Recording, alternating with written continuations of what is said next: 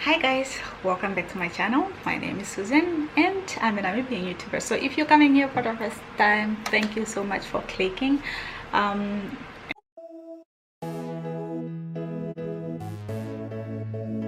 the peels, oh my goodness, there are insects. This is how the seeds look ready.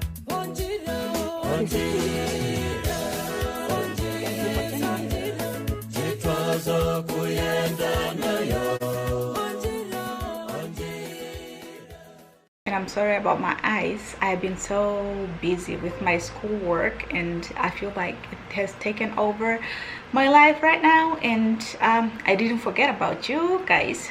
I was just busy. So yeah, anyways, today I decided to tell you a story on how you guessed it right, and it's in the it's in the description, it's in the title, like how I asked for cabbage leaves on our vacation. Okay, so to those of you who have been following my channel for quite a while now, you might have noticed that I posted a video of our wedding. We had a small wedding, that was 2016. We had a small wedding. That was my first time visiting America, and if you haven't seen my other video on how I flew to America alone and I got married, I'm going to post it somewhere here. I don't know which side, but yeah. So we had a small wedding, and then last year we decided, like, oh, because we had a baby, our youngest, we decided like, okay, let's go so the kids can meet their grandparents. So that was their first time going to meet their grandparents, and you know, the traveling and all that with the kids was not that easy. And yeah, so we got to America, and we decided like, oh my god, this could be our chance, you know. It could be an opportunity, because right here in Namibia we don't really have people we trust with the kids. Of course, they are my sisters, but they were not around then. But I couldn't just leave somebody with my kid and go on a vacation of a day or 2 days. And I've also thought about this so many times, like, okay, so I never really had a job, like I didn't have a job in the past 4 years. Is it 4 years? Something like that. I haven't had a job, and sometimes I feel like, oh, did God forget about me? Or why am I not getting a job? But for some reason I thought like, okay, so maybe it's better because now I had a baby. And you know, you hear a lot of stories about nannies and all that, and of course I understand some of you have to get nannies because you don't have another choice. You have to go to work and all that. And if I also had a job, maybe we could have gotten someone. I'm not sure about that though. Maybe my husband could have just taken over, you know, be with a child at home and all that with the kids. But anyways, when we went to America, we were like, oh, this could be our chance, because of course we trust my husband's parents, we trust my parents-in-law, like with the kids.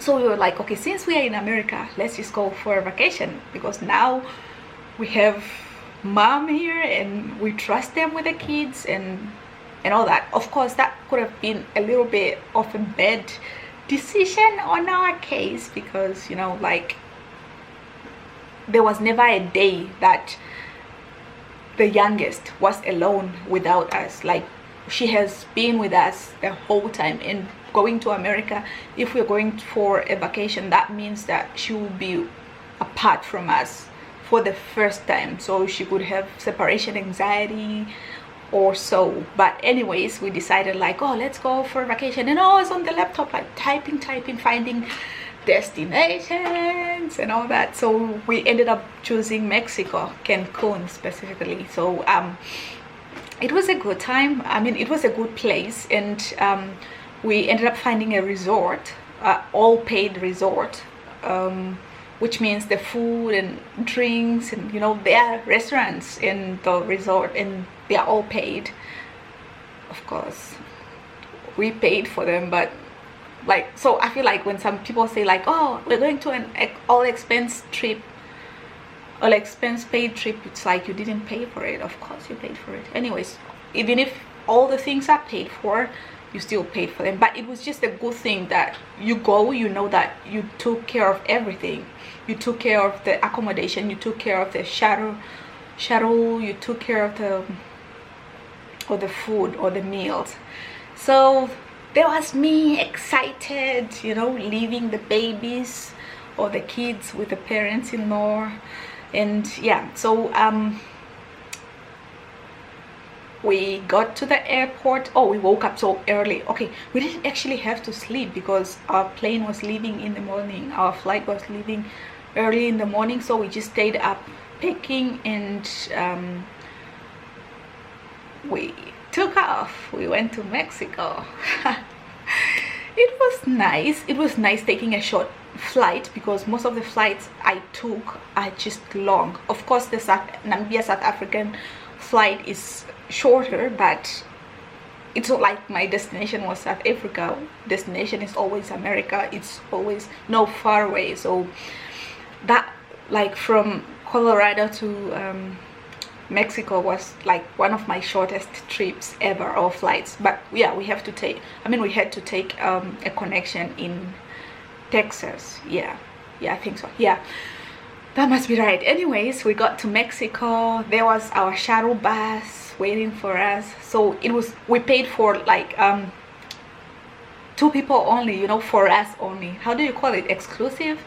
How do you call it? I don't know. Anyways, it was just the 2 of us in the bus. It's a big Kumbi. It's this Quantums, whatnot, but it was just the 2 of us. So it was nice, romantic. The air was great, and the breeze and it's humid, but it's good for your makeup or for your face, and you don't get dried out. You don't need even to put on lotion or anything. Anyways, we got to our room. We got to the resort. You get the champagne while you're waiting to check in, and of course when you're flying you're hungry, and I don't like buying food in the airports because they're expensive. So when we got to the resort, I was so hungry. Is it resort or resort? Resort. I think it's resort. Anyways, English is not my mother tongue, so I started speaking English when I was 20. Yeah, so that's when I started speaking English. So when I'm not speaking well, don't come for me. I'm still learning. I'm still catching what I need to know for now. Anyways, we got there. I got the champagne. I got a little bit tipsy because, you know, I was hungry, and I just took that whole champagne glass and all that. So we got to our room, and we found a fully stocked fridge. But of course there was just Corona beer. I know it's Mexico, but Corona, by that time we didn't really like it, so we drank the juices and all that, but it was Corona, guys. So sorry guys, my battery died on me. Anyway, so when we got to Mexico, before we went to Mexico, I was still breastfeeding. So our youngest was still like a year 3 months, or a year 4 months. So I was still breastfeeding, so my boobs were still used to the, you know, the sucking and all that. So while we were having fun in Mexico, I was also telling myself that I was done breastfeeding because she was grown, you know, she was grown. So I was like, I'm done breastfeeding, because there was even a point where she didn't want to eat that much. But I liked it also that she was breastfeeding because it kept her calm. It kept her calm flying, like the whole flight. How many days were we flying from here, South Africa? And we even had like a 9-hour layover in South Africa, another 13-hour layover in New York. It's like we were traveling for like 3 days or something like that. Anyways, it kept her calm on the flight and just through the whole process. So when we got to Mexico, I told myself I was not going to breastfeed anymore. So I told myself like, okay, and I read up like, if you start pumping, then it's like the child is still sucking, so it's not like you're really stopping. So I told myself like, okay, I will never pump. So I won't pump, so that the milk will just dry out, and by the time I get back, I don't have to deal with breastfeeding anymore, because the trip was like 4 days, I think. Yeah, it was a 4-day trip. So we went there. My boobs, of course, I'll show you. I think I'll put a video somewhere here. My boobs were big. My boobs started swelling. And you know, if you are a mother or you have a baby, you know that when you're breastfeeding, you have one boob which is bigger than the other. So one of mine that was bigger was really big, so it started hurting, and I started taking painkillers and all that, because I told myself no, I wouldn't pump, because I don't want to start over. I don't want to go, I don't want the milk to keep on being produced, because if you stop pumping, then no milk will be produced and you won't have to deal with so much pain anymore. So that was the mistake, I think. And the boob started growing, becoming too big, and then I even went to buy some painkillers from the shops in the resort. So I started taking a lot of painkillers just to numb the pain and all that. And then I would go in the jet tub and then turn on the jets and just relaxing, and the milk will just start running, you know, milk will just start on its own. And it's like, yeah, maybe if it's doing that, it's better than just me pumping, because when I'm pumping, I feel like I'm stimulating. So it was fun, and we were taking a lot of cocktails. So I don't even know where I got my fashion sense, guys. Just look at this. I'm wearing leggings on the beach. I guess by this time I wasn't comfortable anymore, because I felt like a hooker, or I felt like a porn star or somebody. Like my boobs were too big, and then I wore leggings, and then now the shirt. Guys, it was crazy. It was a little bit uncomfortable too. So now we started feeling unconscious, feeling self-conscious, because we started looking like a little bit of, you know, stereotypical of like, oh, black lady with a white man with big boobs, the white man paid for, something like that, you know, like those things. And I'm sure it was in my head, but people could see also like my boobs were too big. But the other thing is that those people didn't know me. They didn't know who I was. They didn't know if I had big boobs by nature, but they were too swollen. I guess they could just tell that these things are not natural. They should be. If there is no milk, then there's anyways. The food was really good, so we had to go to this restaurant to eat some, to have our dinner. And oh, my milk just started hurting again. My boobs started hurting. All the veins, guys, if you weaned off a baby, you know what I'm talking about. The veins, oh, it's crazy. So they started pumping, like pulsing. So a waiter came to us, and then I just had to ask him, like, do you guys have fresh leaf or fresh cabbage?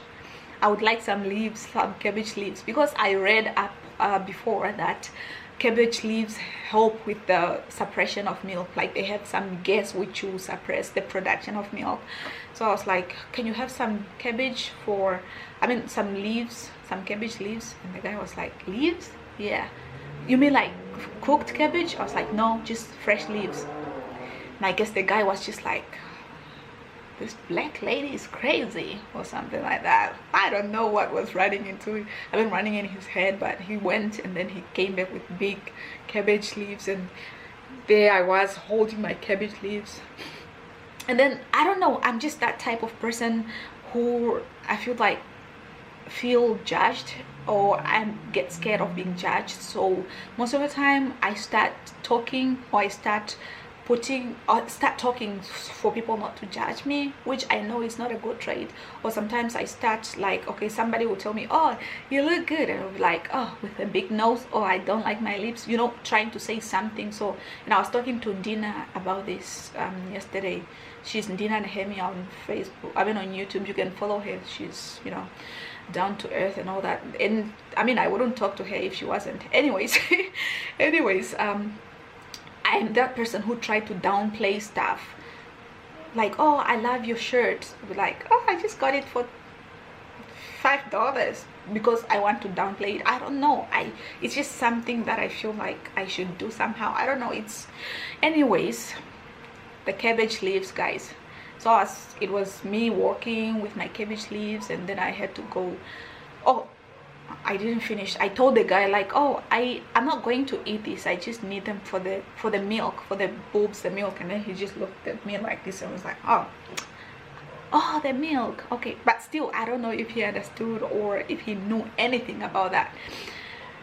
But yeah, that's it. I'm sure if you have if you have kids, or you had like that, you had that experience of weaning off babies, you know how hard it is emotionally, like just connecting. So you are on vacation, but you're still trying to think like, how is the baby, or how is she coping with no milk, or how are the parents, like we left these kids with the parents, how are they coping, and the kids have never been away from us, so are they having a hard time? Are the parents mad at us? Like, please don't hate me, mom and dad, don't hate us, we just needed a free time away. And it's been a year, not a year, it's been longer than that, of us not having even dinner to ourselves. So we just felt like, oh, maybe we should take this. And we didn't have a honeymoon after our wedding, so we might as well just take this now. I know it wasn't maybe a good you know, thing to do then, but now the girls are big. By the time we go back, I'm sure, I hope I get a job soon, and I know by the time I go there, it should be on my account, so I will feel better, you know, like no matter how much you want to have fun, you just feel like you are not adequate, you should get a job. You should also just try to, you know, support your family too. Of course, taking care of babies is hard, but for me, I can't even like, I can't use that as an excuse, because we do an equal job. So now, you know, anyways, that was it. That's the story. I had to ask for cabbage leaves because I was in pain. So yeah, I just thought I should tell you a story of how I was embarrassed asking for cabbage leaves, and I had to explain what they were for in Mexico, Cancun, on vacation, asking for cabbage leaves. Anyways, I hope you enjoyed this sit down story time. I haven't forgotten about you guys. I am still working on my research, which is a little bit hard right now, but you know, I'm that type of person who, that type of person who, if I am overwhelmed by schoolwork, overwhelmed, yeah, overwhelmed. English is not my mother. Anyways, if I'm overwhelmed, I tend to stop doing everything. Like if I have this big assignment coming up and it's due and I have these other things to do, I just freeze. Like, I don't know, I can't do anything else. I just feel like, oh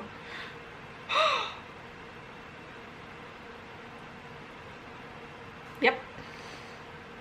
Anyways, thank you so much for watching. If you've watched until this far and you haven't subscribed, I don't know what you're thinking about. Subscribing helps me, and it's free. It's just subscribe, and I don't even post a lot for me to say that. Maybe I'll bombard you with my things, with my content, but you can just click subscribe and then hit the notification bell, so that every time I post something, you'll be notified. And even if you don't want the notifications, you can just hit subscribe and then I won't bother you again.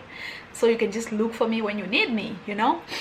So that's it for today. Thank you so much for watching. I appreciate you. I love you guys. I wouldn't be here without you, and I know most of you are still watching my videos even when I'm not uploading. I appreciate that. So feel free to check out my other videos I'm gonna be putting on the screen. You might like them, and bye bye.